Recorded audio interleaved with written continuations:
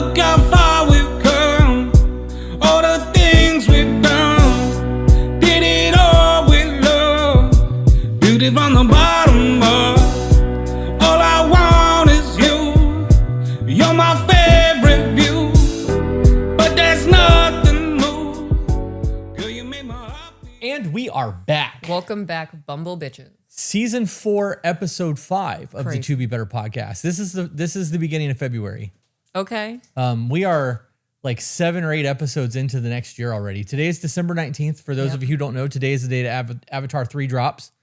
We get to go to the movies tonight, have a date night. We're recording now because we're not doing anything else content related until next week, taking the full weekend off, which is super nice. No kids. Gonna have some date time, some sexy time, some outdoor time, maybe take some pictures, some video, doing a whole lot of stuff. Today was the day that our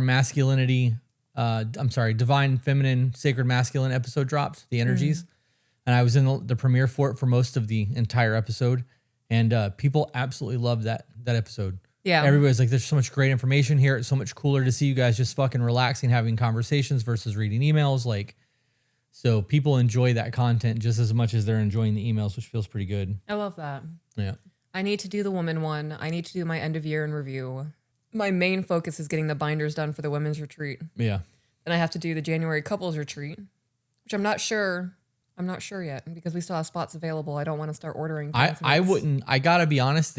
I think we've only sold 2, maybe 3 spots for January. I wouldn't plan for anything. That's going to be a very small, intense, intimate, whatever. Because I'm almost positive there's only 2 couples. There's still 6 rooms available for that. Oh wow. There is a very large part of me that thought about refunding that money and just canceling the whole thing, but it's still a reason for us to go to Orlando for the weekend and do cool shit. So.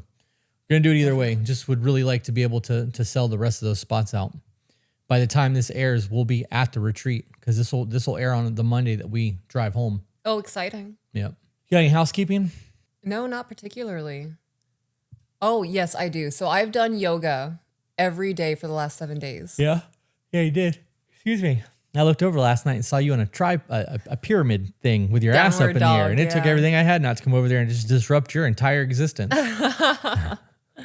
I would have been okay with that. Yeah. Only thing that stopped me is that the kids had just gone to bed. That's true. And the only thing I would have just been really bad had they walked out and. I like that you like me. Yeah. Yeah. I think it's a little bit more than like at this point, babe. I think it's crazy obsessed. I'm very good with that too. Yeah. Yeah. Good. That's good. Because same. I have a little bit of housekeeping. Okay. I know that I really want to do the me dying video for my short format video. Yep. But today you told me that you wanted to do something different for the first one. So I did, I saw something on Facebook and it was somebody complaining about movies and how new movies are not good and how there's not really any new movies coming out. Everything is just remakes. Yeah. I replied to it and I was like, the problem is all of the people who would normally become obsessed with creating and writing and storytelling and, being creative are too busy looking at the screen being a consumer and they're chasing fake dopamine hits. And I laid out a whole ass reply and then I was like, oh man, there's a fucking video. Yeah. And I was like, I know that we don't want our kids on the internet, but if they were a little bit older and I could sit them in front of a TV and have the back of their head going while the TV changes channels from war to purchase to consume to McDonald's to all of these things, they're changing channels, that's what we experienced growing up. Yeah. And then as they get up from the ground, they pick up a phone. And as they walk through their house, they're on their phone doing this, right? And I had a whole idea for a shoot and I'm going to make it, obviously not with the children, but I've already started scripting it out and I'm going to do the somatic shots. And then I'm going to come in here and I'm going to do the voiceover so that I can script the voiceover. And I've got I have a really good idea for a 4 to 6 minute video that's going to be super fucking impactful. And I think the end of it's going to be a scene from WALL-E where everybody's stuck in front of the screens overweight. Yeah. Yeah. I don't know if I can get away with that or not, but we'll see. Yeah. So that's and then I also commented on there that it doesn't matter that people aren't creating anymore because pretty soon AI will think for us. And I also said something along the lines of we're not taught to creatively think anymore. We're taught to remember, to pass tests, to obey, to not ask questions. I gave like a really good answer because I was sitting there typing, you know. Yeah. It's way easier to type and delete than to just spit the shit out on the fly. But You know, I've heard a couple of people say, like AI experts say that human handmade things are going to become like very high demand, very valuable. Yeah. But we have to go through the next decade or however long it is for the newness. The word's not newness, but for the excitement of AI and like the capability and all of that. Yeah. I'm already seeing, like you remember the Sasquatch thing? The Bigfoot guys, the AI Bigfoot things, like Bigfoot in Florida and all that. Yeah. I enjoyed that for about a day. Yeah, me too. It was cute. And then it wasn't. Right. Well, now, like if I look at something and I think that it's AI, I'm scrolling past it. I don't want to see that at all. All of these social media platforms, YouTube, Facebook, Instagram, TikTok, they all need to have a filter on the inside that you can turn off AI content because I don't want to see any of that shit. And like when I'm searching for shit on YouTube, like if I'm looking for lens reviews or I'm looking for gear and I see like an 8-minute video and it's a generic thumbnail, I already know that's AI. Yeah. Like I don't want to watch that. I want to watch actual content creators who are really using the gears give me information versus the fucking technical data. Like that's not helpful to me. Yeah. So I actually truly believe that there will be a huge AI boom where people are able to make really dope shit, like Matrix type movies, and it will do really well. But on the back end of things, people want authenticity. They want the human experience. So. Yep. I've actually started dying down on using my YouTube because I would say 80% of it is AI content. Yeah. AI voiceovers, AI reading, AI paragraphs. Well, that's going to change soon because YouTube's not paying AI creators anymore. If you're not a real person making real content, they're not going to pay you. Good. The problem with that, though, is that there's already hundreds of millions of videos up that's being pumped out, you know, a video a minute by AI, and it is absolutely destroying it. I think YouTube is dying. Yeah. Like real shit. I think that like short format is becoming a thing. And I know that like a lot of big YouTubers are moving to Rumble because of the pay shit with YouTube, but something's going to have to step up and take YouTube's spot because YouTube has destroyed itself. Yeah. Did you see that Netflix now has a scrolling option? I did. I also saw there are a whole lot of content creators right now who are speculating that they think that within the next 2 years that content creators like us will be able to upload our shit to Netflix. It's insane. It would make sense, right? Like especially if even if they don't monetize the way YouTube does, but you know that Netflix and Paramount are in a bidding war right now to buy Warner Brothers. That's like Casablanca, fucking The Wizard of Oz. Yeah. All of DC. I think Who Framed Roger Rabbit. Like they have the Lord of the Rings. What was the other really big one? Not Star Wars, because that's Disney. There was another really big thing. They own The Matrix. So like all of these really big universes that have been created that Warner Brother owns, whoever buys that's they're going to be competing with Disney at that point. Like that's insane to think about. Yeah. But if they did that and Netflix is trying to like dominate the streaming service, them going to a point where content creators like us could upload our content to their thing, even if it's not a paid thing, people like us, I would fucking upload our shit to Netflix in a heartbeat, even if we weren't monetized. The amount, exposure. Right. The amount of people who would watch that shit on Netflix, like eventually we would get brand deals from that. Like that would be a really, really big deal. I gotta be honest. I think that'll be a thing. I really think that'll be a thing. Somebody said Netflix won the bidding war already. I don't think that they did. I saw that they had purchased it for $83 billion, but then I saw that Paramount came through and offered $100 billion or something like that. Yeah, something crazy. Yeah, it was like $20 billion over what the other offer was. Yeah. Where Paramount's getting that money from, I have no idea because they don't have a net worth of that. Loan sharks. It has to be. It's Right? got to be a loan. Yeah. I don't know. That's crazy to me though. YouTube has 2.7 billion users.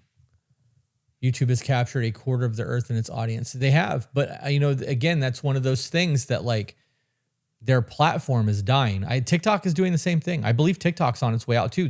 For those of you who don't know, TikTok, as of last night, ByteDance has announced that they have come to terms with the US and the deal is supposed to close in January.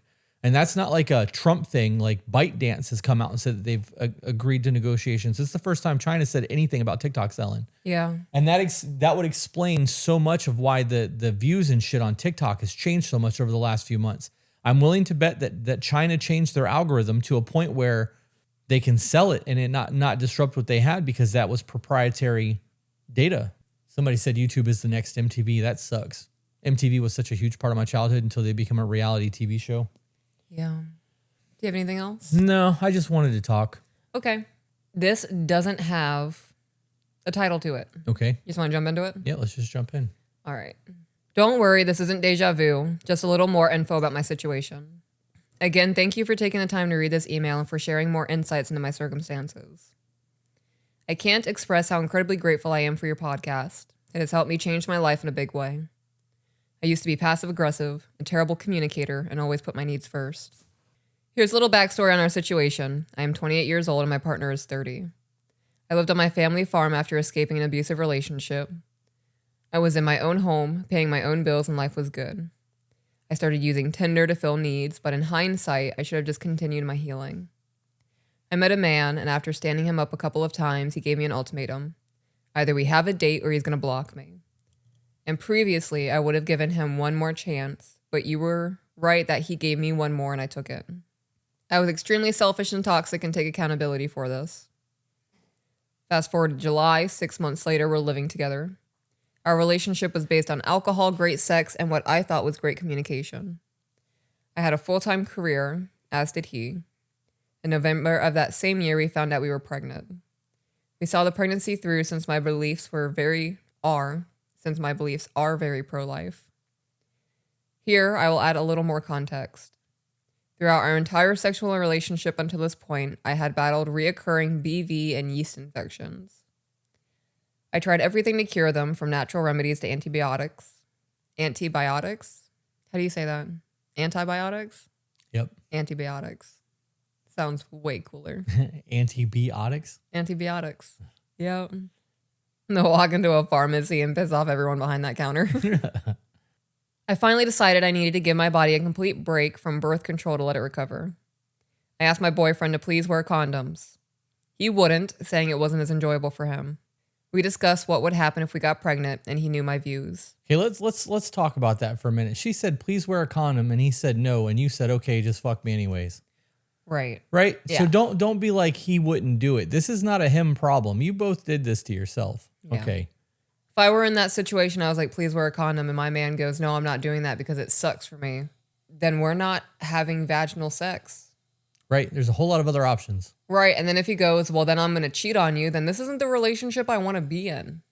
I'm cool with moving on and being a single parent. I've done that struggle. Yeah. I told him I would take ovulation tests, but warned that they weren't fully reliable. Sometimes they could say negative and then a couple of days later be positive, and sperm can survive inside you for up to 5 days. The night we conceived our daughter was our anniversary. I took an ovulation test and it came back negative, so I didn't think much of it. About 6 weeks later, I felt nauseous and took a pregnancy test, which was extremely positive. I just want to pause and take a second. Ladies. We live in an age where there are so many different apps to track your menstrual cycle. I have enough information in tracking my cycle that I can have a prediction for what my cycle is going to look like in May when we're in Bali. Yeah, you checked that this morning, actually. Right. I had the fucking computer, and like I'm typing up my script, right? Because I'm already ready to make this video. Yeah. I'm so fucking like I want to create so bad.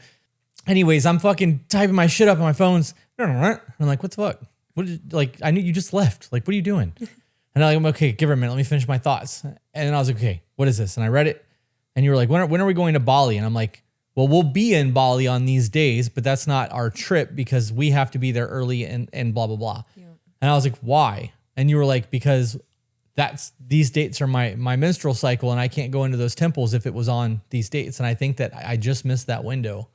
Yeah, and like I was 3 days. I was like, that's not where I thought this conversation was going. Yeah. I sat my phone down and I giggled and I was like, we have the weirdest fucking conversations. Yeah, this is the life of a lady. I actually use an app called Stardust. I track my cycle with the lunar cycle. I have the app so that I can see where she's at hormonally. If she's having a bad day, I check the app. Otherwise, I don't ever check the app. That's why I sent it to you. So you can check my hormones and see what's going on and where I'm at. Right now, I'm in that luteal phase. Track your cycles. Know what's going on. I know when my ovulation is come and gone and the egg's dead. No babies in this bakery. Anything to add to that? Nope. All right. I have a whole bunch of weird shit I want to talk about, but I'll wait until the email's over. Okay. And if I remember, we'll get into it. Well, no, I don't. We'll just Write it down. no. Type it down. Nope. Because if it comes back up, it comes back up. Bullshit. I know, right? As a man with a TBI. Somebody said they almost downloaded that app the other day. A couple people already have it. I actually sent it to both of my women's groups. I was like, hey, just so you know. And I was going to be like, do you guys want to add me on here so we can see if we sync cycles? But I was like, maybe that's too much. And I didn't say that. But I'm totally down to add friends on a period tracking app. That's funny. All right, continuing. Fast forward to July when we welcomed our baby girl into the world. My boyfriend was an incredible partner supporting me throughout my 17-hour labor. He instinctively knew what I needed without me having to say a word. He even got into the birth tub with me during my transition to provide even more support. I experienced severe postpartum depression and didn't bond well with our daughter. I believe this was because my job didn't provide a replacement during my maternity leave. I told my supervisor the day. Let's pause there. I'm going to start this conversation by saying that I understand that people need money and like we are not okay financially as a whole right now. Your job is not your destiny. It is not a necessity for you to go in there and slave to other people. You can always find another job. And I said that in year one, and I still to this day get hate on that video. Every morning when I wake up, there's fucking neckbeards in the comments talking about how they can't get a job. That's funny. I understand that some of you can't get jobs, right? I get it. You've told me over and over again. Some of you really struggle to get a job. That's fine. I'm out of touch. Whatever. I know that I'm not going to give up my life and the things that bring me joy for a fucking job. I can always make money. I can always go and do things. Like there are ways to make money if you really are interested in doing those things. If you are a woman and you are on maternity leave and your job is calling you every day talking about when are you coming back to work and your maternity leave is more important than your job, tell them to stop fucking calling you and turn your phone off. Yeah. If they're disrupting your life and making your personal life harder, are they paying you while doing that? Because if so, they shouldn't have access to you. I'm real big on like, unless you are a independent contractor that makes money by sales and like you have that commission's the word I'm looking for. Yes. If you are commission based and like you make money by making money for the business, when you're off work, you shouldn't be, your boss shouldn't be reaching out to you for anything. Period. Right.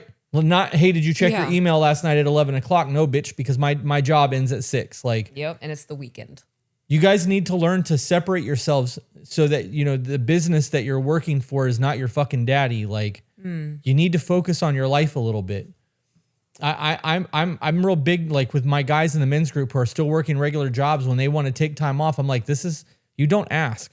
You tell them. Yeah, you tell them. Like, I'm not going to be here these days. Yeah. And if they're like, well, I can't give you those days off, you say, well, I'm not asking you for permission. I'm telling you that I won't be here.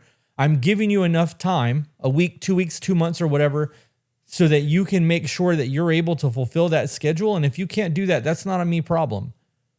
I agree with that. And if they're like, well, then you won't have a job when you come back, be like, cool, then I'll go ahead and quit now.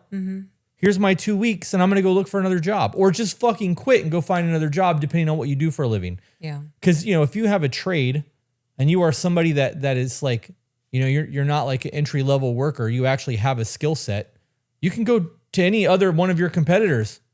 Be like, hey, I've been with this company for the last 15 years and I told them that I needed to fucking have this day off for my kid's graduation and they told me no, so I quit. My kids are more important. I'm really good at my job. I can work here for you. Just know that like kids' birthdays and anniversaries, and when it comes to my family is more important than this job. Yep. You get a good family man boss be like, I understand. I can respect the shit out of that. Thank you for telling me. Let's go. I know that it's not like that for everybody. I know that there's a whole lot of people out there that don't have a skill set that makes them an asset to their job. That's life choices. What are you doing to change that? There's also something to be said about taking a job because you need a job, not because it's what you want to do. Right. Right? Like sometimes you got to do jobs you really don't want to fucking do while trying to find another job. I told my supervisor the day after I discovered I was pregnant, giving them enough time to make arrangements. Because of this, I returned to work after just 1 week. I worked from home instead of the office, but I was working over 6-hour days, struggling with breastfeeding and getting no sleep at all. In October, we decided to stop breastfeeding to protect my mental health. It was the best choice for our family at the time. Why weren't you sleeping? Oh, that's a good question. It tells me that he was not involved. In October, we decided to stop breastfeeding to protect my mental health.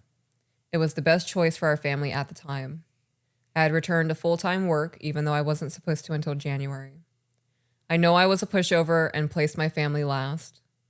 I was supposed to become a mother who would do anything for her new baby. I was extremely scared I would fail as a mother, so I pushed my baby away to focus on being a good employee. It's a hell of a statement. Yeah. That's naming your own self-sabotaging cycle. Yeah, there's a whole lot of intelligence there that she was actually able to name it. Yeah, I agree with that. There's a lot of self-actualization, self-realization. Words gone. Words are hard today. You're doing great. You know what I miss? What's that? Those really big round chairs that we had. No, you don't. I do. No, you fucking don't. I do. You know how little my back would hurt if I was able to sit down in one of those things? Look how I have to fit into this chair to make my back not hurt. I'm not saying I want to buy those chairs. They would not work in here. But I miss the comfort of those chairs. I'm saying I want to buy the chairs. No, you don't. I could be doing yoga as we're recording. Yes. We can snuggle. Yes. Awareness was the word I was looking for. Awareness. Yes. Oh, fuck me. Done. Done what? I'll fuck you. What? You I got it now. I was like, where did that come from? But okay. Damn it. Okay. In December of 2023, we found out we were expecting again after one instance of having sex postpartum. Once more, I took an ovulation test the night before we decided to have sex, and it was negative. You didn't learn your lesson the first time? No. No. This is This is willful. I keep wanting to say willful. Willful ignorance at this point. I agree. Weaponized incompetence. Incompetence? Yeah. Weaponized incompetence. The next morning, I woke up at 4 a.m. and knew I was actually ovulating. I took another test and it was blazing positive. I waited until Kroger opened and took a plan B to try to delay the inevitable. A week later, the pregnancy test showed the plan B didn't work. We decided again to keep the baby. Okay, so I want to pause there. 1 week is not long enough for the pregnancy hormones to show up in your urine to be detectable. I'm almost certain at 1 or 2 weeks, the only way to detect pregnancy is by blood sample. I have no idea. So you were already pregnant. I'm almost certain a urine test shows up after 6 weeks. Somebody in the chat said, you are correct. Anytime somebody talks like that, you are correct. All I can hear is like get old 80s game show hosts. Oh, sorry, Ivy Dog. Or 70s game show hosts. You are correct. Bob, tell her what she's won. No? Neat. Babe, I'm reading. I just said I'm looking something up. I am more important than your phone. You're so funny. Oh my gosh, I want to sit on your face. Did that do it for you? Did that make up for it? And clear you a spot. I'll fucking jump over this shit right now. Spider monkey onto your face. Them ankles ain't subtle enough for you to be jumping around. And I even said it your way. Thank you. I heard it, yes. Even though that felt like rejection. I actually think the the word care. is supple and not subtle. It is supple. My brain is working on dial-up today. Yeah. I got old fucking trying to connect. Oh, I'm shocked that this isn't pulling up. This usually does like the AI overview. Okay, I'm not diving into articles, but you guys can do your own research on that. Look into that. I could be incorrect, but that's just something to think about when it comes to human biology. Continuing, we decided to keep the baby. In March, I quit my job. I was finally able to see the unhealthy patterns and the cycle leading to some postpartum experience. My boyfriend and I had been discussing since we found out in December about me finding a new job, but I quit impulsively after experiencing a panic attack one day at work. I truly thought that I was having a heart attack. This was my wake-up call that things needed to change. Yep. So cycles aren't spirals. one cycle ends and then the next cycle begins, right? And each conclusion to the cycle is going to be either more rewarding or more devastating than the one prior. Why is that? You could say you're ignoring lessons, you're ignoring growth, you're refusing to look at situations as they are. Maybe you have a healing fantasy going on, or you have hopium. Instead of facing things for the way that they truly are, facing reality and having heart attack-like symptoms, believing you're having a heart attack from an anxiety attack, that is massive cortisol buildup and all the other stress hormones going on. There were a lot of little signs before this that you ignored and persevered through. Yeah, I thought I was having a heart attack and it was a panic attack thing is actually a really common thing. People who've never had a panic attack before don't know the difference. And a lot of people end up in the hospital and they'll give them a Xanax and fucking send them on their way. All right, continuing. My boyfriend supported us until I found a new job in May of 2023. I was able to hide my pregnancy until I was 6 months along, since people just thought that I hadn't lost the baby weight from my first pregnancy. But I did tell my new employer that we were expecting again. They hired me right away, and we set long-term goals for when my maternity leave was over. I started my maternity leave a month early because I had an upper respiratory infection that wouldn't go away. I was miserable. I slept upright on the couch every night for 2 weeks at 8 months pregnant. We decided to keep our daughter in daycare 5 days a week so I could focus on getting better. Finally, after 2 rounds of antibiotics, an inhaler, and a couple of naturopathic remedies, I was healthy again. I was still out of work, so I was somewhat quarantined from others. We took our daughter out of daycare except for 2 days a week so we could keep our spot. I wasn't getting paid at this time, so we relied heavily on my boyfriend going to work. He earns enough for me to stay at home with the kids, but we would be living paycheck to paycheck. If I work, we can afford childcare, but also put money towards debt and savings. If you're a stay-at-home and he's working, you shouldn't be paying for childcare. Yeah. You should be raising your child, and that money should be going into your savings account. So, I mean, at that point, what's the point of working?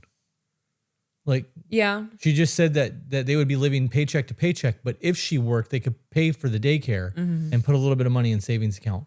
I don't know what daycare you're paying for 2 kids on a little bit of money. Our fucking daycare when the kids were in was a lot. $1,400 a month. Yeah, it was a lot. Yeah. Man, I don't know. I hear you read this email and I hear stories like this as they come in, and like, I really don't like the idea of women working.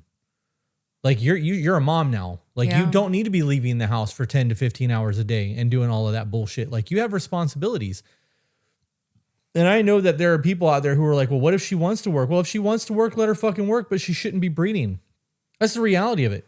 What happens if your goal in life is to be a fucking entrepreneur boss lady, and you have a kid who comes out and has like severe mental illnesses and needs a full-time caretaker?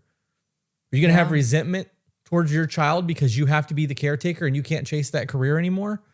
Like, this is the destruction of the nuclear family. This is why I believe in traditional values so much. Yeah. All right. In August, our second daughter was born in the car on the way to the birthing center after a quick 1.5 hour labor. Better than 17 hours. Yeah. He called an ambulance. We were taken to the hospital. My postpartum experience was very different. I wasn't working, so I could focus on my babies and becoming a mom. Love that. My boyfriend attended all of our postpartum appointments, and my midwives advised me to rest for 8 weeks. They even told him most women feel like they need to be a 50-50 parent, but don't let her. She needs time to heal. It might have been my postpartum anxiety talking, but I felt like I wasn't able to just focus on healing. I didn't trust that my boyfriend could handle taking care of 2 kids under 2, me and the house.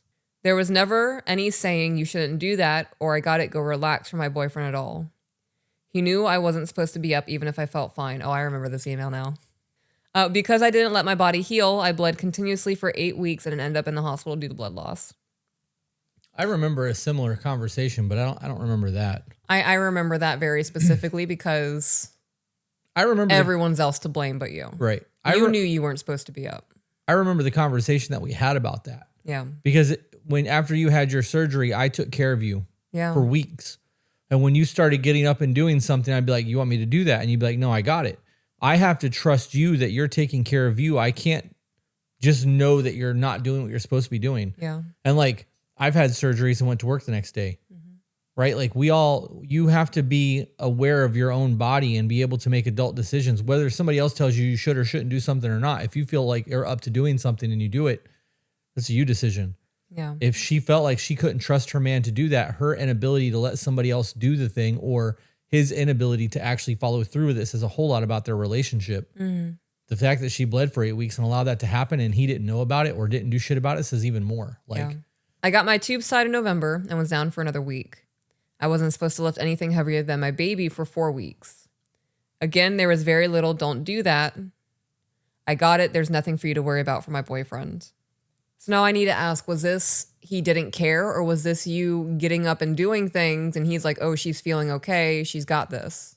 Okay. that was the conversation that we had last time. Yeah. That was actually what you said last time. Exactly what you said last time. Yeah. Crazy.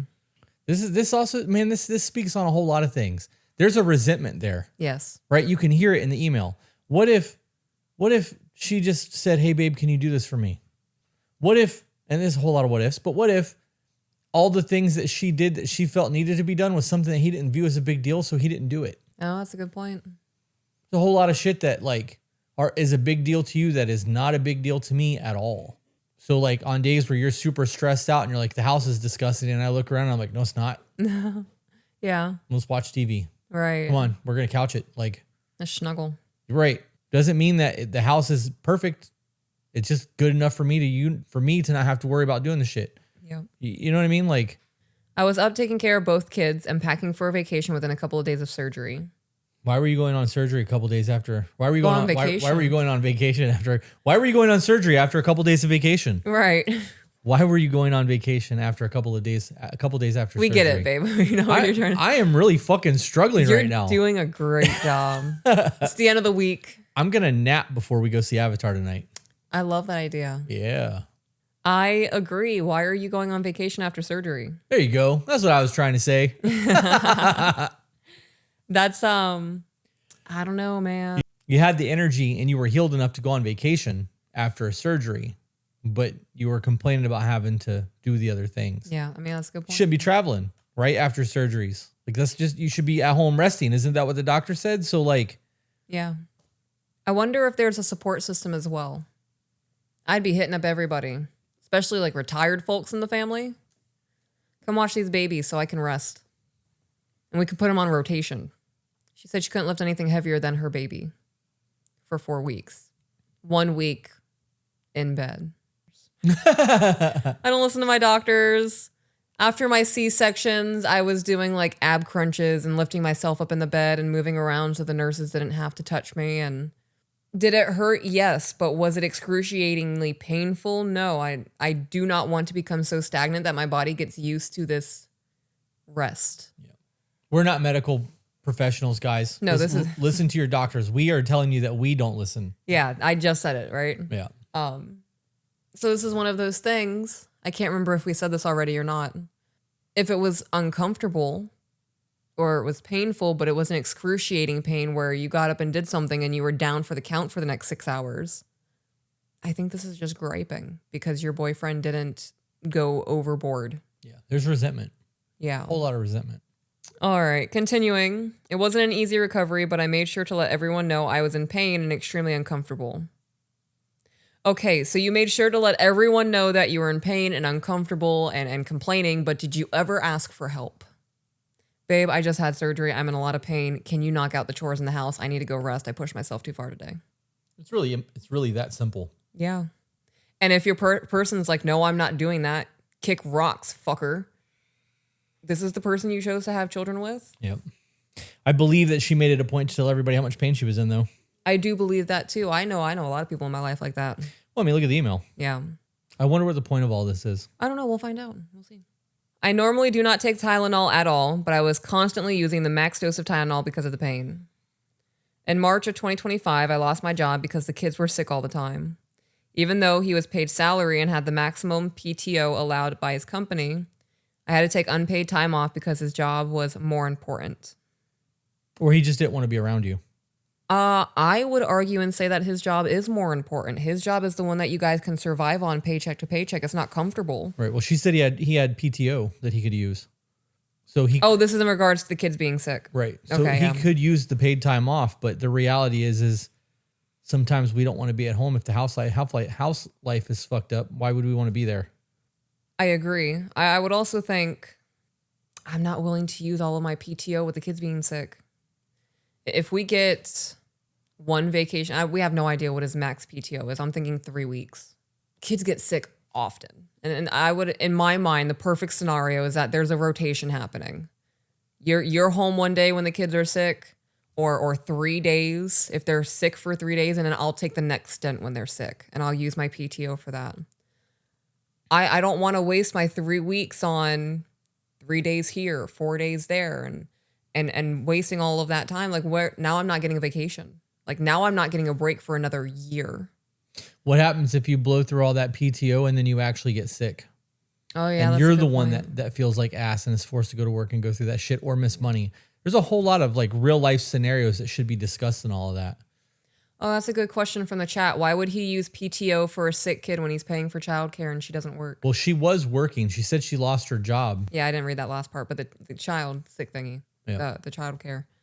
Yeah, you don't get that money back from the kids missing daycare being sick. You're paying that monthly rate whether they go or not. Yep. That sucks. Didn't think about that. So there's money going out. Can you skim forward a little bit to like get to a point where problem solving? Like, in real shit, guys, look at me. Motherfuckers, look at me. Right now, look at the screen. Don't trauma dump.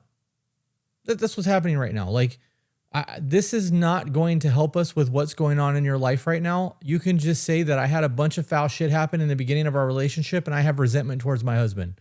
I have resentment towards my husband because of the way that things were with the kids, but this is what's going on in our life now. I never got over that resentment.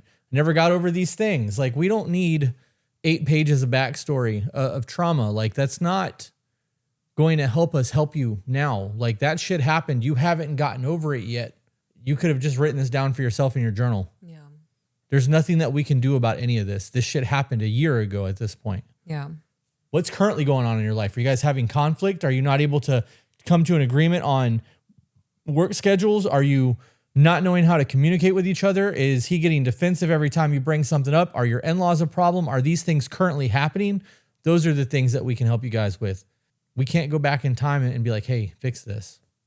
You can't go back in time and be like, hey, fix this. You can either let that shit go and work on making things better in the future, or you can maintain that resentment for the rest of whatever relationship you have with your person until it eventually ends. And then be like, I don't know why our marriage ended. Right. So skimming ahead a little bit, she got a new job. She hit rock bottom after losing her job, got a new job that's very family first. She talks on her love languages, which are words of affirmation and physical touch. Her body is different, so she became insecure. She started eating clean. She started going to the gym more, so she's focusing on her health. Jumping in, we have decided to use pink and blue jobs around our house so we know who is responsible for what. When I get home from the gym, I spend an hour tidying up, pick up the girls from daycare, come home, cook dinner, enjoy family time, get the girls ready for bed, then do dishes and reset the house. While I'm doing the house reset and dishes, my partner is usually sitting on the couch playing a game on his phone. He waters the front yard, picks up dog poop, and is supposed to work on the honey-do list, but has decided that's for winter time. There are holes in the walls that need to be filled from when I asked him to hang something, but he wouldn't, so I did it, and it fell out. The bathtub needs resealing, the counters need resealing, and there are boards in the LVP that are bowing because of water damage. All of this could get worse because it's a winter job. Any thought on that before? I'd hire a handyman. I was just thinking I'd hire somebody. I would, and straight up be like, this is your job. You're failing to do your job in the house. And if you don't have this done by the weekend, I'm going to pay somebody to do it. Yeah. I will find another man to come into our home to do the shit that you're failing to do. And use the money that you're earning, or no, she's had a job now. Yeah. I'd say use the money that you're earning to pay for it. I have a hard time with workless people. I understand it if she was like, I want you to go out there and dig a fucking latrine around the house. Right. And then put up a fence. Right. Or go put like a fucking sprinkler system in on a 2-acre property that's got to be 16 inches wide, 18 inches deep. You have to dig that shit by hand because we don't have a tractor. And that's what you got to do on your off time. I can understand putting that shit off to winter because it's fucking hot outside. Yeah. not doing things around the house because you're lazy or you just don't give a shit enough to do it, even though it bothers your person, is a fucking problem. So what do those conversations look like? Are you yelling? Are you bitching? Are you nagging? Are you trying to force him to do the thing and he's just disassociating and shutting you out mentally because he doesn't want to fucking hear this shit anymore? How's your intimacy look? Oh, well, we're about to get into that. Okay. I would also ask, are you just making it well known that you're upset? Or are you actually saying, hey, babe, remember that thing that needs to get done? Right. It's a good question. How you're asking matters. Yeah. All right, continuing. At the time of the last email, my partner and I had sex twice since before having our second daughter, and only a couple of times while I was pregnant. To date, we had sex a few more times, but it's always my idea. While I was pregnant, he told me he didn't find my body attractive. This made me feel wounded to my core, and I don't want to initiate sex with him, but I do it anyway. As of today, he still hasn't told me I am beautiful. He doesn't initiate sex. It's always my idea. I communicate very effectively, tell him my wants and needs, and even give him ideas on how to keep himself accountable for his goals. Set alarms on your phone to check in with yourself about your goals and set a reoccurring reminder to plan date nights to make me feel special. I personally feel that the initiation of sex is his responsibility right now. If I don't feel like you want me, why should I be the only one to initiate? Maybe he doesn't want you. Yeah, that's what I'm taking away from that. Right? Yeah. And when I asked about intimacy, I actually wasn't curious about sex at all. I want to know about the intimacy in your household. Yeah, I thought that's where this was going, but it just It focused went right on to sex. Yeah. If you want to talk about sex is sex. If there's no intimacy there, it's a chore. If there's no like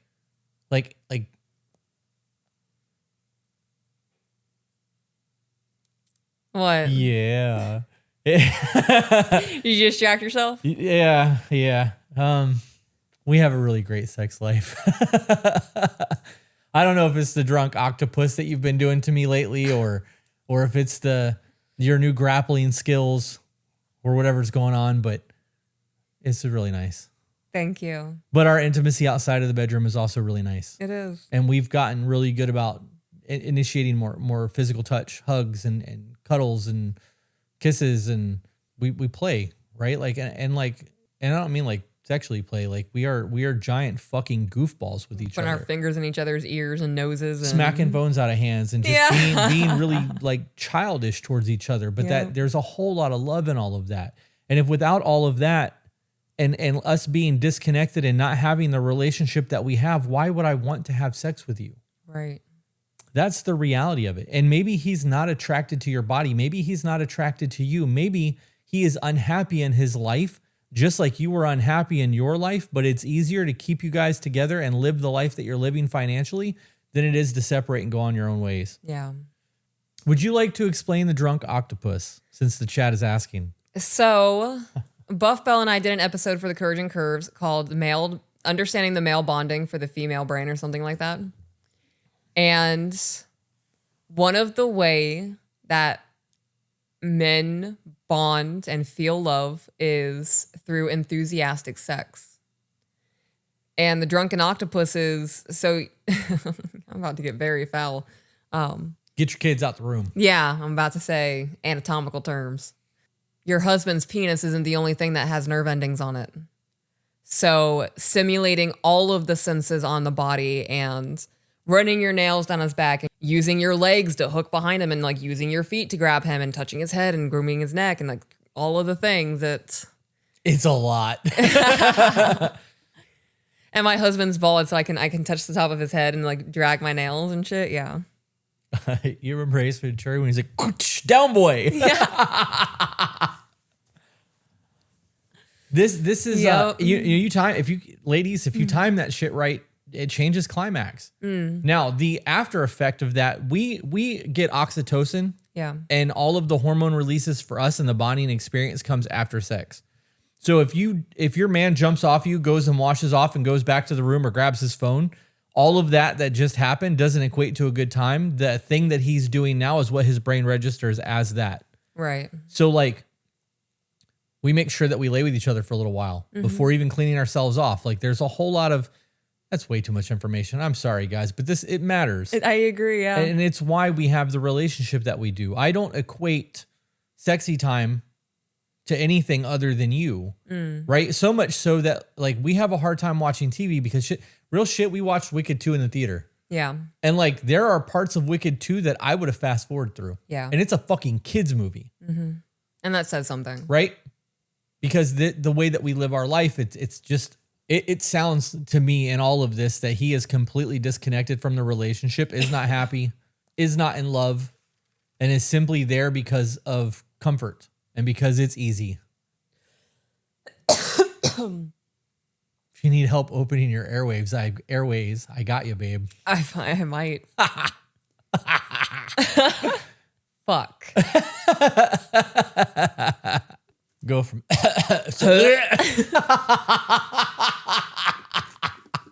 that's gotta get cut. I love that we can be stupid together. This is why we have the intimacy that we have in our relationship. Yeah. All right. I scrolled up a little bit because I thought I remembered something from this email, but it's not from this email. It was a different email. Continuing, I communicate very effectively, tell him my wants and needs, and even give him ideas on how to keep himself accountable for his goals. I just read that whole thing. I personally feel that the initiation of sex is his responsibility right now. If I don't feel like you want me, why should I be the one to initiate? I feel like we are going in circles on this topic. I've made a point to improve in every area he's requested. He wanted me to keep the house neater, so I have. He wanted me to spend less money on groceries, and I have. Although I am now compromising on ingredients I previously said I wouldn't have in my home. Oh, I wonder what that means. Means that she's probably buying more processed foods. Instead of doing gluten-free stuff, she's buying shit with gluten in it type shit. MGOs and GMOs. GMOs is the term. I would rather live on a black beans, rice, and grilled chicken diet than go back to eating processed microwavable foods. There's this big argument on the internet that I have seen that eating healthy is more expensive than eating junk food. You seen how much a box of Ho-Hos cost? Nope, I don't grocery shop. Right, that's right, you don't. I don't know, buying Whole Foods and buying fruits. You don't have to. I buy organic.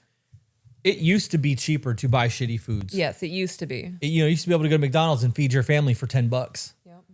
Now it's $40 for a family of 4 to go to McDonald's. It's more than that.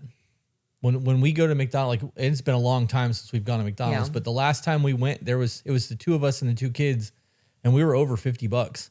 I was like, what the fuck? And you were like, it's gotten expensive. I was like, that's crazy. Last time we went to Popeyes, it was $67. Your 2 chicken sandwiches were $15. That's insane. Yeah. But you can make a dinner to feed the 4 of us plus Carrie when she's here. And for $20. And still have leftovers that I had for breakfast this morning. Yeah. That shepherd's pie last night was the fucking tits. Yeah. The next bowl that I make is going to have some hot sauce in it. Yeah. I like that more than the normal shepherd's pie. Really? Yes. There's less grease in it because there's no beef.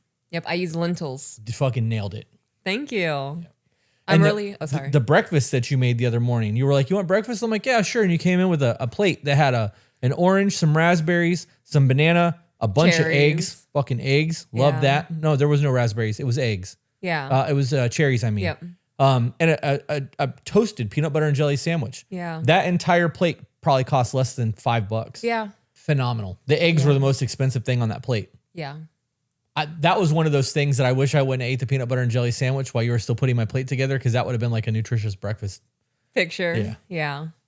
I am really wanting to create food that is photographable. Yeah. I don't know why that's a thing for me. I don't even take pictures of the food that I make. You could do it and post it to Discord. Yeah. I don't see a point in doing that. You could do that to Peach's Pocket and put recipes in there. I guess so, yeah. That's a good idea. I don't know. I just want my food to look appealing. Yeah. I want it to... The way that you find cars sexy, I want my food to look sexy. I get that. I actually totally get that. Yeah. I don't know what it is with me about cars. Like, and I know the first time I said that, you were like, excuse me. Yeah. I was like, when was the last time you called me sexy? Like, there is... I was getting ready to go key some stranger's car. There is some shit about old, like, oh man, I don't know. I don't know what it is. I don't like the look of new vehicles. I get that. They look stupid to me. There used to be curves and circles and a flow to old cars. Everything looks Future. Y'all remember that? Yeah. There is a dedicated recipe space. See, but Yeah, but it's not your dedicated space. there's so much in Discord. I hit maybe 4 chats Same. in the Discord. Vicky Tori said, how do we get access to the Discord? If you are a member of Patreon on a tier that you're able to watch this, you should have access to the Discord. Yeah. Yeah. You need to link your Patreon to Discord using a web browser, and it'll auto add you to our server. Someone in the chat said everything is so blah, cars, houses, etc. So boring. I just told I want to say it was yesterday. I told my husband that I want to paint every room in this house a different color. That was actually yesterday. Yep. And I think that I want the kitchen to be a dark green, like an Everforest green. I also want to renovate the whole house since we're not getting land. I thought about that last night and I was like, ooh, we just got that money sitting there. What are you going to do with it? Pay off all our debt. Change the house. I want to knock down everything. I want an open floor concept. Like, I'm willing to live in the tent in the yard. I'm not. We have the van. We do have the van. And it's got screen in it, and it's winter right now. Even though finances are his responsibility, I am the only one actively mentioning that we have enough money to pay more than the minimum on our debt to pay it off faster. However, there is no follow-through on his part. We deposit $200 a week in a savings account, but he can't follow through with putting some or all of that towards the debt. For reference, we pay about $2,000 a month just on debt. Depositing $200 a week in a savings account, but he can't follow through with putting some or all of that towards debt. Savings account's not for debt. Nope. Savings for savings. We got to replace the engine on the car. That's one of the kids fell and broke their arm, and now we got to pay a hospital bill. Next year, my savings is going to be Bitcoin. Every single time we have extra money that I'm going to normally put in savings, I'm going to just go buy Bitcoin. Okay. Continuing, communication has been the one area I asked him to improve, but it always gets ignored after a couple of days. I disagree. Communication has not been the one area you asked him to improve. You also want him to improve on not being lazy around the household. The honeydew list and him just sitting on his phone. Right. She's also asked him to pay the debt down. Like, there's been a whole lot of things she's asked. Continuing, communication has been the one area that I asked him to improve, but it always gets ignored after a couple of days. Maybe she meant that was the only area that she's asked him to work on him. Oh, God. Okay, like a mental health thing? That would work, right? Maybe, but she listed out the things that he asked her to improve was like keeping the house clean and not spending as much money. So I would say that those other things fall into being asked of because she listed it for the things that he asked of her. Okay. It counted for her, so I'm going to count it for him. Okay. Continuing, for example, I notice something is off. I ask if he's mad and he says no. I ask if he's upset and he says no. I ask, how are you feeling? He says, I am fine. And then he blows up on me about the issue later after I do it again later. That's trained behavior. That he can't just come out and say it? Correct. Okay. Because if he knew he could just talk to you about it and it not be a problem, he would just be like, hey, don't do that. Yeah. It's real easy. Like it's real fucking easy for me to come to you and be like, hey, this just happened and I didn't like it. And you'd be like, okay, cool. And that's the end of that shit. I don't get excuses. I don't get, well, you did. Like, there's none of that. This thing just happened. I don't like it. Can we correct it? Yeah, we got it. Like, let's go. Yeah. If you were like, no, fuck you, and like getting nasty and shit, and like it became a big fight every time I try to bring something that makes me unhappy to you or you to me, why would we continue to talk to each other? Right. And we would wait until the point where we're spilling over with fucking animosity because how dare them not do what the fuck they know they're supposed to be doing. I scrolled up just a little bit because there was a sentence that said, I communicate very effectively. And I disagree. Because just in this email, we've pinpointed a couple of things that contradicts or doesn't make sense. There is a lot of he's the problem in this email. And I would take a step back and evaluate my own actions due to resentment or built up frustration, whatever the case may be. And take some accountability. Being hung up on the pregnancy thing and him not telling you to go lay down and babying you and that resentment, it weighs a lot. You get tired carrying it around. It does, that I don't expect you to soothe me, right? That inner guilt, I'm just focusing on the pregnancy thing, that inner guilt of you not feeling like you can sit down and relax and heal is a you problem. And that whole situation needs to be let go of in order for you guys to need to get to where you want to be intimacy-wise, sexual-wise, having good communication, all those kinds of things. I don't think you're effective with your communication. And I think his reactions, like you said, the trained behavior shows that. I also don't assume my husband's emotions. Are you mad? Are you upset? Is something wrong? Tell me what's going on. Tell me. It's aggressive. Yeah. Especially when you're not up to par, right? Like when we're already going through something, to have somebody do that to you is exhausting. Yeah. It's invasive. Invasive is better than aggressive, I think. Invasive is a good way to put that. I was guilty of that for a long fucking time. You're mad. Because I could tell you that your energy was off. And because of trauma, Yeah. You're mad at me, like borderline. You're mad at me. What did I do? Oh my God, right? Like there's a fear in that. Now I'm like, hey, your energy ain't right. You want to talk about it? And if you're like, no, be like, okay, cool. I'm gonna go watch TV. Yeah. You want to talk about it? Nope. Cool. I'm gonna go play on my phone. And I don't hold it against you for not following me around and probing or whatever the case may be. Yep. We'll have that conversation when you're ready. Yeah. And if there's no conversation, it wasn't a me problem. Yep.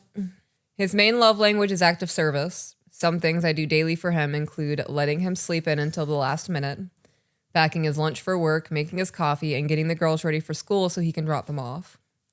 I have asked him multiple times to let me sleep in. Usually my body won't permit it, but sometimes I am so tired that I want to. He has acknowledged my request on several occasions, then woke me up with one of the girls and went back to bed with the other. I don't know what else to do. I try to remind him of my requests, which I feel are the bare minimum. I fucking hate that term so much. Yeah. It's the bare minimum to love you. There is not this universal bare minimum to be in a relationship. That is some really fucked up unspoken expectations. Yeah. To assign the bare minimum to somebody's actions or their life. I really, really have a disdain for people who use that term. I know. It goes to show to me that you live an internet life, right? Like you're a walking, talking meme at that point. This is Western psychology on the internet, right? It's no different than people overusing the term narcissist or gaslighting, because that was a really big one before narcissist got even, overly used. You guys think you got a little bit of information and you think that you know what the fuck you're talking about, and you don't. The bare minimum of things are like eating, sleeping, shitting, taxes, because you go to jail for that. Death. It's going to happen. Yeah. Things that like are necessities are the bare minimum. Him taking care of one of your kids or, helping to pay the bills and working. That's not bare minimum. He could fucking quit his job. Then what? He'll abandon you with the kids. Right. Then you got a workless man. Yeah. Because he couldn't maintain the bare minimum of whatever your standards were. The reality of all of this is that they don't like each other. Yeah. She holds a shit ton of resentment towards him for whatever happened in the past. He probably holds a shit ton of resentment towards her because of her behavior and like the constant fucking nagging. Yeah. And I'm not there to know whether or not she's nagging. I haven't heard her tone. I've heard the email, but I know that if you stayed on top of me like this all the time and was trying to tell me what to do like my mom, yeah, I'm not trying to fuck my mom, bro. Like, no wonder he's not initiating. Yeah. When was the last time he looked at you as his equal, as his wife, and not as the person that's fucking telling him how to live his life? Right. The tyrannical fucking ruler of the home. Mm-hmm. Going back to I give him ideas on how to keep himself accountable for his goals, set alarms on your phone to check in with yourself on your goals, set a reoccurring reminder to plan date night to make me feel special, wanting him to initiate sex in this season. No, he's obligated. She said that's not my job. Yeah. Like you said, that is very much a parenting thing to do. And it also sets expectations that he may not want to have for himself right now. So if he does these things purely to placate you, he's going out of his way to make you happy. And at that point, do I want obligation, like pity, happiness? You live your life, babe, and I live my life. And then we live parallel with each other. And if you're doing something that I'm not fucking with, I'm going to go do something else while you're doing that. Yep. Right? You don't have to be on my particular road with structuring things or how we organize things or how we go about planning events and whatnot. Him not planning date nights is an issue, but also, like we've discussed, what is there to plan for right now? Why would he plan a date night if he doesn't want to be around you? Yeah. That's how this sounds to me. Like, that's what the email sounds like. I really wish he would have fucking wrote in. Yeah, I agree. I try to remind him my requests, which I feel are the bare minimum. Tell me what you love about me. Compliment me when you notice something you like. Want me intimately. And help us move forward financially with the debt and home equity. At what point do I just cut my losses because he isn't interested in pouring into me? When we have arguments and I tell him I am thinking about leaving because my needs aren't being met and we've been on this cycle for 2 years, he says that he is 100% committed to this family. He claims he finds me beautiful, is sexually attracted to me, and envisions a future with me. If he truly believed these things, wouldn't he show it if I told him I needed proof from him? I believe that when two people have conflict and they are working in the moment to try to like fight for their marriage, that when they're in a relationship like this, it's the only time that the two of them are fighting for the same thing. I agree. Right? So of course there's going to be arguments and fights that we're going to try to make this work. And those fights, even though they feel shitty because you're fighting, you're still working towards the same goal and you feel connected. When the fight ends and you're going back about your life and things fall back into the normal routine and you're going back to comfort and just doing the things that you always do, it's because you won the fight. You felt like you won the argument, like you guys have the same goal, we're on the same page again, and we can go back to living the way that we were living. I don't think that, I can't say whether or not he's committed and wants all of those things. If that's what he says, because that's the best I got from all of this, from his side of things, I have to take him at his word for it. His actions say otherwise to me. If you don't believe I am beautiful, that's okay. Someone out there will find my postpartum body insanely attractive. Someone will appreciate all the goals I have. Someone will love me the way I am asking to be loved. I just don't want to give up on a relationship I know has potential, but I also don't want to stay in one just for the potential. My girls deserve happy and healthy parents in every way. If you were in my position, would you keep working on the relationship that hasn't improved since you asked for change? Or would you give up and do your best as co-parents? I hope this brings more clarity to the situation. I'm going to be honest, this didn't. No. This did not bring any clarity to the situation. If anything, it made you look selfish. Yeah, I was going to say, I don't remember the first email, but it definitely did not come across as better. Yeah. It's very messy. Yeah, there are a lot of deep-seated roots here. And the symptoms are the lack of dates, the lack of intimacy, the lack of him showing attraction to your body. Trying to stop a arterial bleed with Walgreens Band-Aids is not going to stop the bleed. It's just going to make the surface look pretty for a few seconds. Yeah. And that is what the yearning for him to come to do these things and like initiate sex and tell me I'm beautiful and be attracted to me. You're just putting Band-Aids on this bleed. You're not suturing it. You're not taking the time to heal it. I also think I understand you're unhappy and that's why you're saying things like somebody else would be attracted to me and somebody else would like my goals and want to live this life with me. What if they don't? You know how many videos I see of women who are married that are a year post-divorce that are fucking in their car crying because they miss their family, because they were bored or because they had really high expectations of their person, was trying to make their person be someone they're not, that then regret the fucking split. The reality is, and I'm not going to tell this person to like leave their relationship or not, just to get back to the actual conversation at hand. You know your life. We don't. You gave us your emotionally skewed view of what's going on in your life. What I can tell you is that you hold on to emotional resentment. You think very little of your man. You've painted him in a very bad light for the world. Thank God we don't have his name. And the reality is you don't feel appreciated, loved, or wanted. At what point do you not go this, and this? And I think this relationship has run its course. Yeah. It's okay to say that. Yes, you're not married. You called it your relationship. If you guys are boyfriend and girlfriend and this has been 2 years of your life or 3 years of your life and you're together because you have kids, why don't you be honest about that? We stayed together because we had kids. We're trying to raise a family. We're pretending. If your life is really that bad and you're constantly in conflict with him, your kids are going to grow up and see this relationship modeled. Would you want your children in a relationship that you're in? That's a good point. Take that information and do what you will with it. 222. Second one of the day. Yeah. What was the first one? 555? Would you like to do another email? Not if it's like that one. I want to help people. Want to have real conversations that we can, give examples of what not to do in a relationship and like what if scenarios where we can hash out possible arguments with people and try to resolve things and not just listen to somebody shit on their person because they don't meet the expectations that they have of each other. Yeah. This one's a 2-pager. Okay. It's just titled Patreon. I have been listening to you guys since I had my second baby last year. Your gentle voice, your real opinions feel like the friends I've always wanted and can never find. I'm a very lonely person, though I have a wonderful husband of 13 years. You got to be in the Discord then. I don't want to hear that I'm lonely shit if you're a member of our Patreon. Get in the Discord. Make some friends. Be a part of the tribe. That's why we're here. Let's do the thing. I have purged so many toxic people from my life, I'm down to the bare minimum. Fucking hate that. What is with this emails? What is the bare minimum of friends? She lists it out. But what is it though? Like, it's different for everybody. Huh. Because there is no bare minimum. Whatever people assign it to be within their life. Right. I was told when I was little that and when you grow up, you'll be able to count your real friends on one hand. I was told that too. It's real fucking easy for me.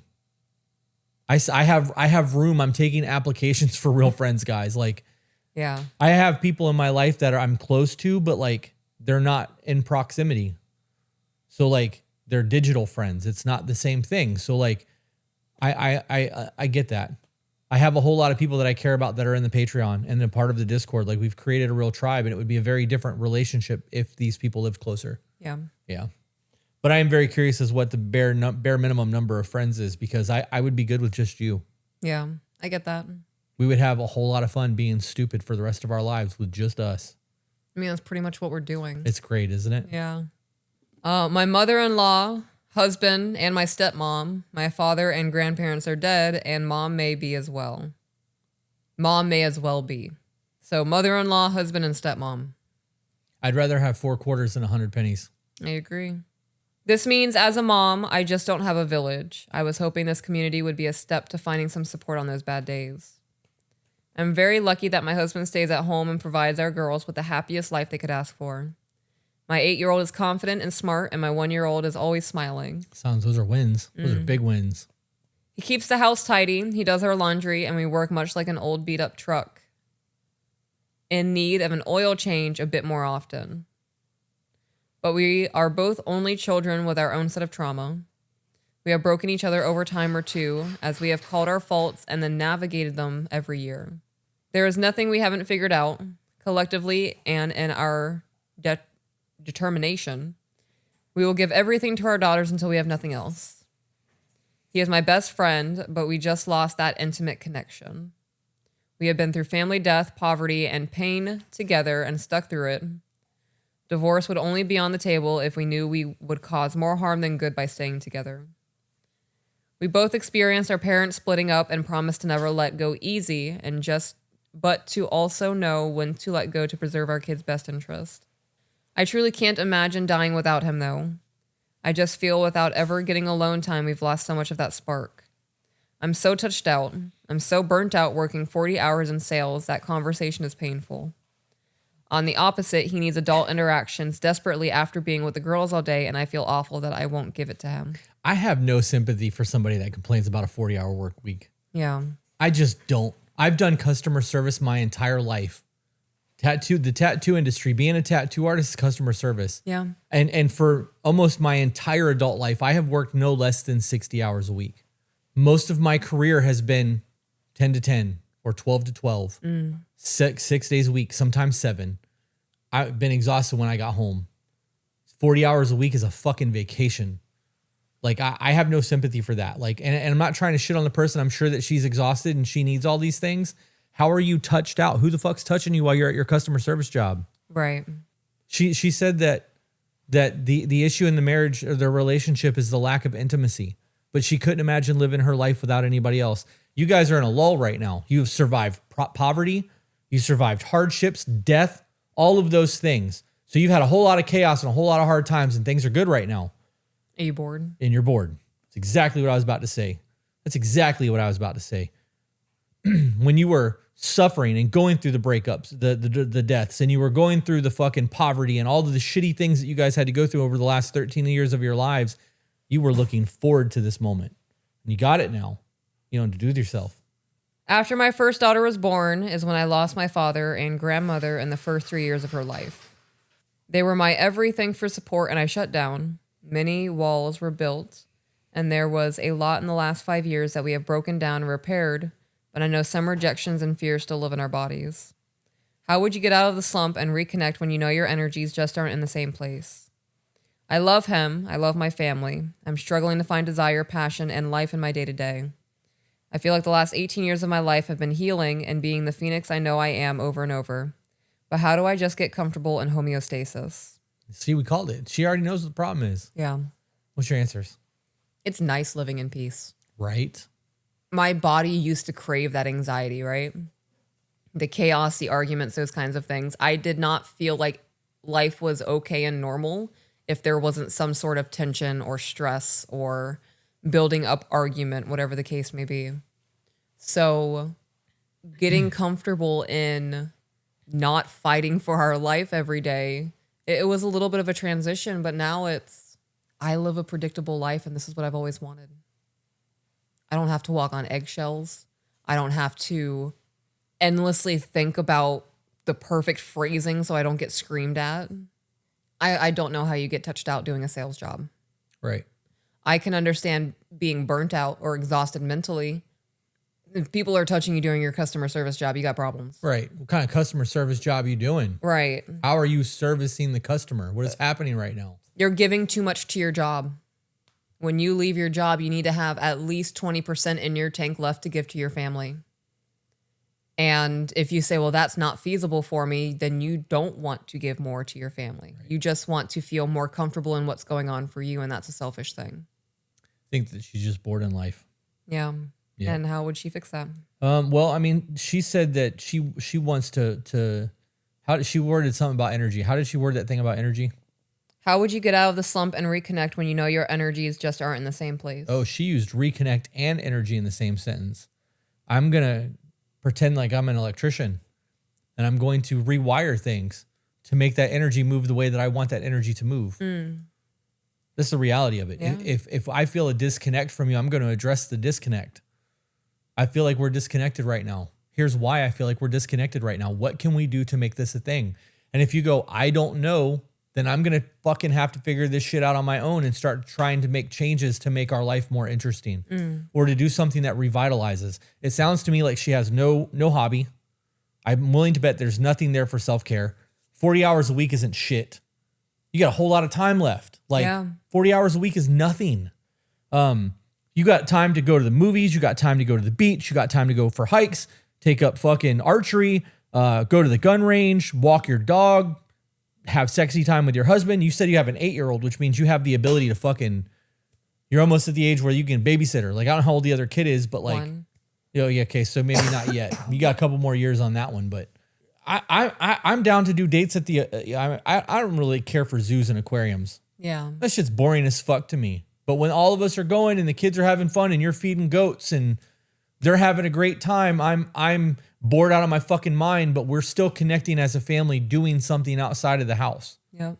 If we're going to the beach and you're looking for seashells and the kids are building sandcastles and I'm just standing there doing absolutely nothing, grounding. Yeah. My feet are in the fucking sand. My phone is in my pocket unless I'm taking pictures of what's going on.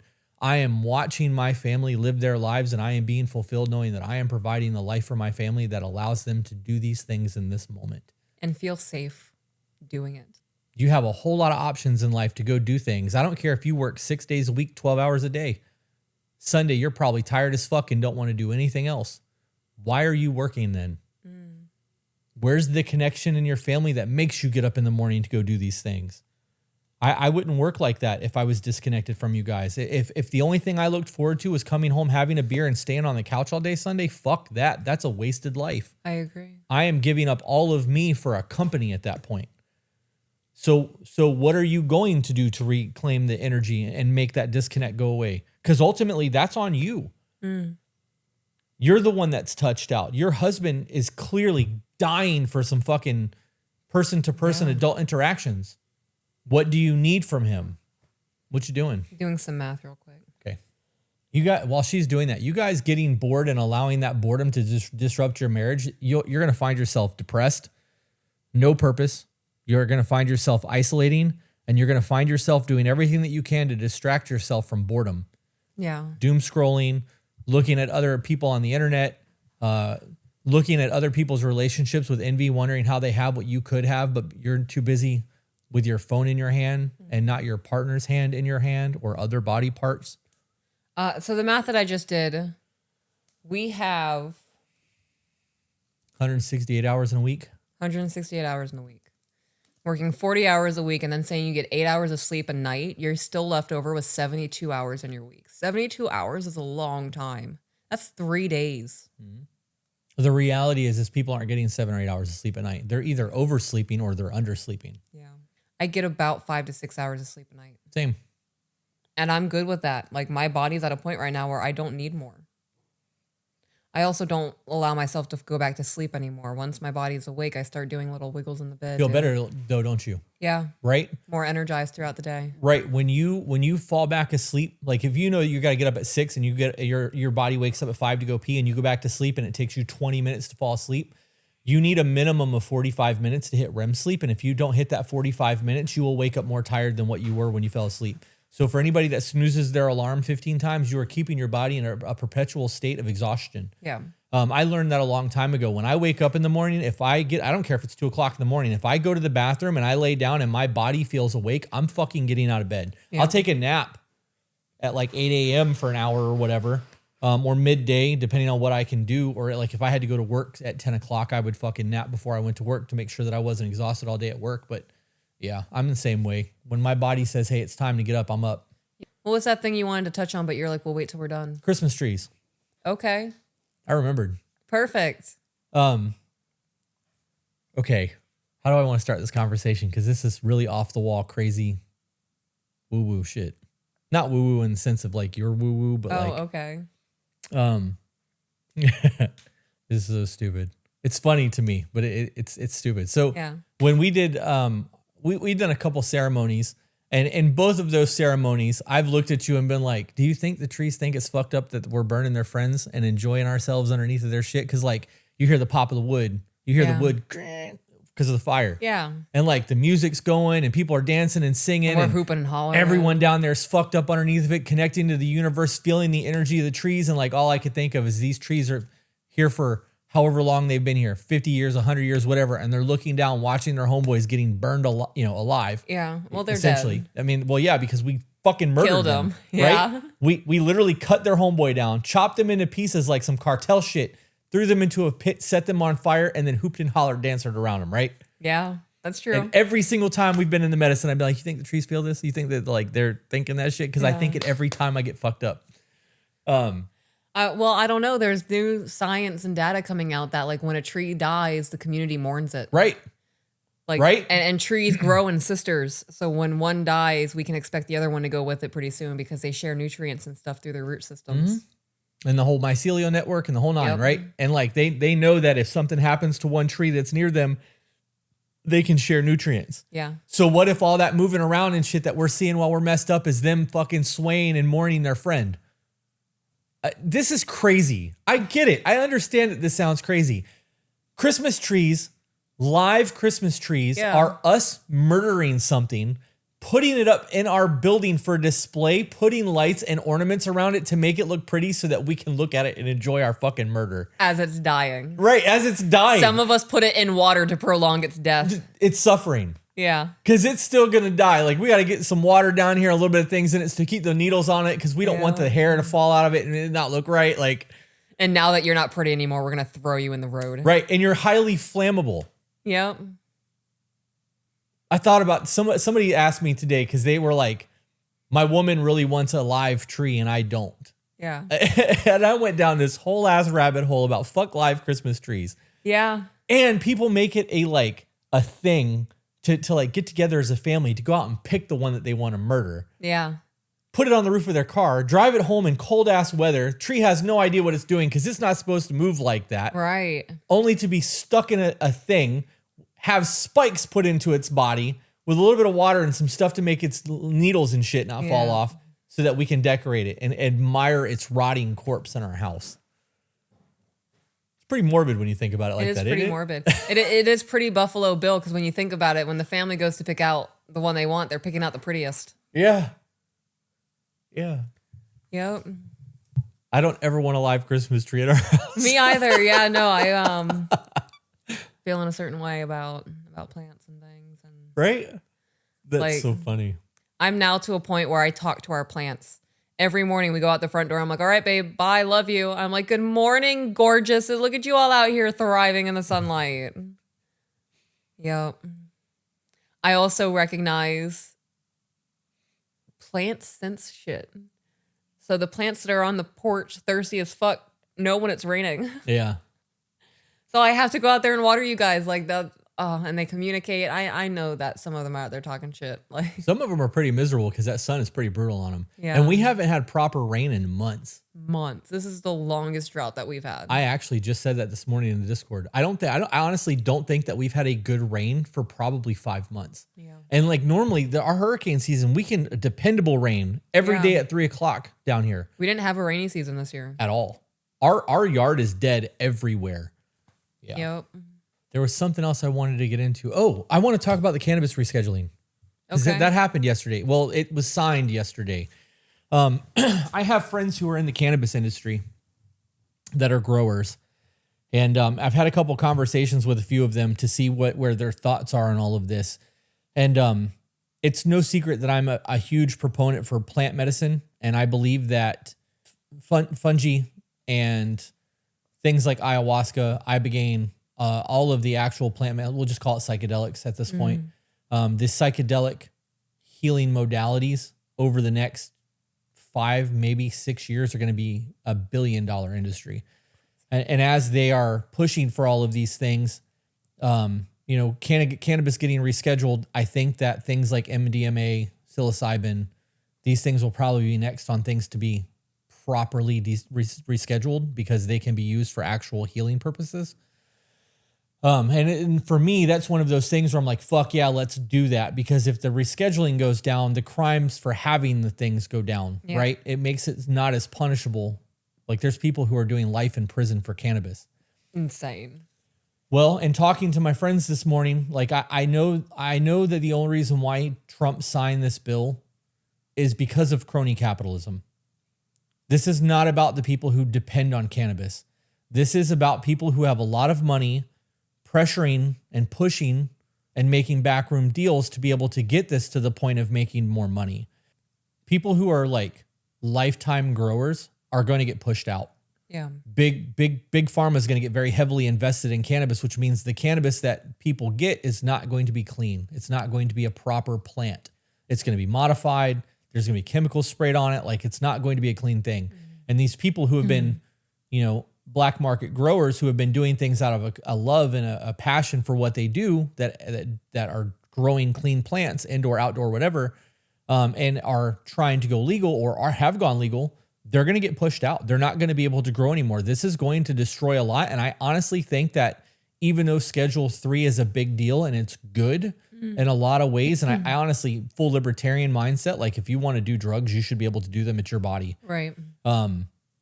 I honestly think that this is going to create a massive black market. I think that all of the growers, people in California where it's legal and they've got farms and they've been doing things by the books, as more regulations start to hit, because now it's getting to the point where federal standards are able to come in and do this, I think it's going to make a very, very large black market cannabis thing all over again. And like, I'm kind of worried to see where things are going to go. And not just for our friends, but like I am genuinely concerned about the future of plant medicine because of the money that's about to get pushed into cannabis. You have any thoughts on any of that? No, not really. I agree with what you say. So yeah, it's a concern. I worry about we the True Leave pushed really hard to have it put on the 2024 ballot. Was it 2025? It might have been this year. The vote yes on 3. Do you remember that? Was that last year? I think it was last year. That may have been last year. It was last year. DeSantis came out and made a big stink about it, didn't want it to go through. And his argument was that the people that are already in cannabis are going to get really rich off of this. And that was his argument. Those are the same people that have been lobbying Trump to make this a thing. And like, love or hate the president, that's not the point of this. There needs to be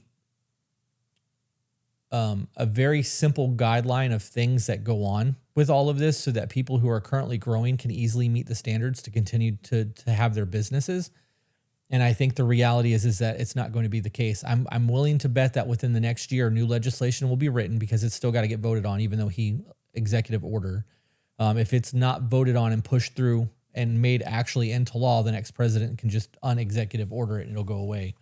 But I think that once the legislation is written, I'm willing to bet that we see a whole lot of new standards and expectations. And the people who are already making a ton of money and rich in cannabis are going to be the only ones who are going to be able to do it. We're going to see a monopoly. It's going to be just like Pfizer is with fucking, vaccines. It'll be something cannabis. And, we're seeing a lot more dispensaries open up in Florida. Like we now have Planet 13. Yeah. And that's big in Vegas. It's a huge dispensary out there. They spent $55 million on lobbying in Florida for that last election and it didn't pass. So there's already big names in the game trying to make this a thing. I'm not a smoker. Yeah. But I understand the need for having it. And I do look at it as a sacred medicine. I don't look at it as I understand that people abuse it because they like the effect. They do that with everything. It happens with opioids. Mm-hmm. But I also understand that there's a place for these things. I don't know. I don't have anything else to add. I knew I wanted to touch on that because it's relevant to what's happening right now, even though this won't release until February. Mm-hmm. Maybe I should have waited and talked about that on a live stream. I want to get into having conversations about current events that are not like overly political and still have relevant topics, because as people are going, cannabis rescheduled. If we had a video pop up on that last night, we would have gotten a bunch of views from it. Yeah, that's true. It's something that we got to talk about too. So, okay. With that being said, guys, we hope you enjoyed the show. It's definitely been an odd one. Yeah, I would say so. Remember, you are the author of your own life. So grab a pen. And we will see you on the next one. Bye, guys.